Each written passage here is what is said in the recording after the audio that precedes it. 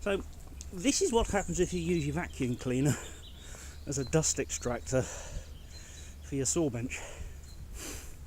I've just managed to get it out of the shed in time, but as you can see, it's actually on fire and is happily melting a hole through the side, and the whole bag itself is actually on fire. I'm about to put some water on it, but I thought I'd just post up a quick video of what happens if it decides to do its own thing.